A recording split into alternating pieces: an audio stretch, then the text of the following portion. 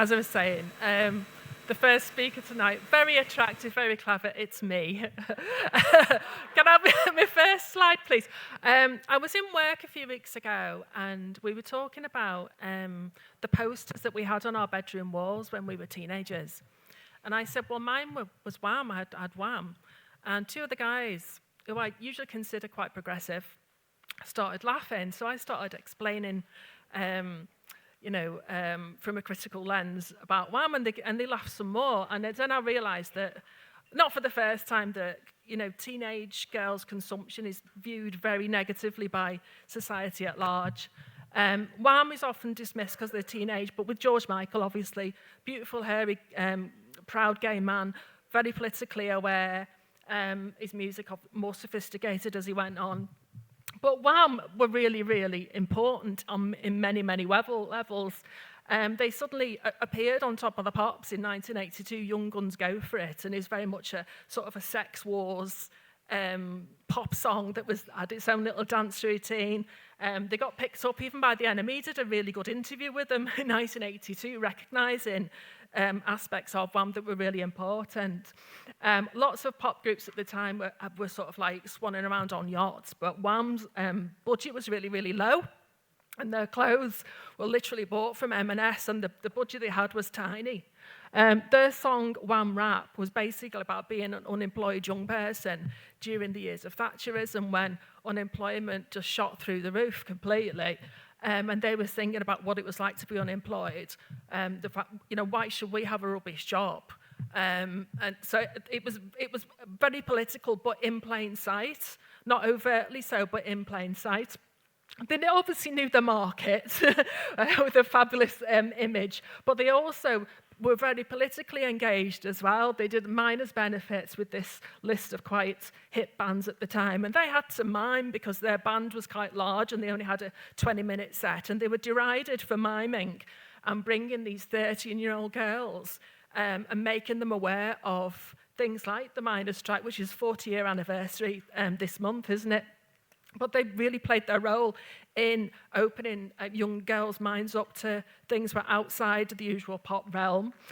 With Make It Big, George is really going into the Lady Diana hair there. the fantastic blow dry is absolutely brilliant. And they really started going massive with Make It Big, hence the name. But the shuttlecocks, I heard a poster on my wall, and they famously put shuttlecocks down the front of their shorts, didn't they? But that's very much a pop music trope, which I always quite enjoyed. And the reason people knew that they put shuttlecocks down their pants is because they told everyone, because it's all part of the humour. Don't take it too seriously. I love the whole sort of number one, say we are number one, we are ambitious. And there's no harm at all in saying we are ambitious. They were derided as... When George Michael died in 2016, there was a famous music journalist, I won't name him, and he said, actually, I honestly thought Wham were Tories because they were doing like Club Tropicana, going off on fancy holidays. But Club Tropicana was actually about, if you're working class in the Thatcherite 80s, you've got no money, instead of going on a fancy holiday somewhere abroad, you go to a nightclub with plastic palm trees and you have like a fantasy. So it's very much like a working class interpretation of life and representing it. As I say, in plain sight, a lot of people wouldn't notice. Once again, he went into the ballad songs with, and also the fantastic Last Christmas as well. Blatant, popular, but it's one of the only pop songs that I actually like, that a Christmas pop song that I actually like, but it's absolutely fantastic. Whamageddon.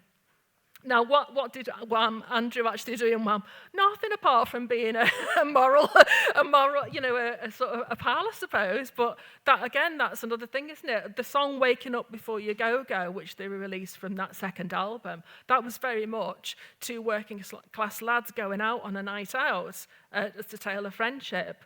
Wham were the first Western pop group to tour in China.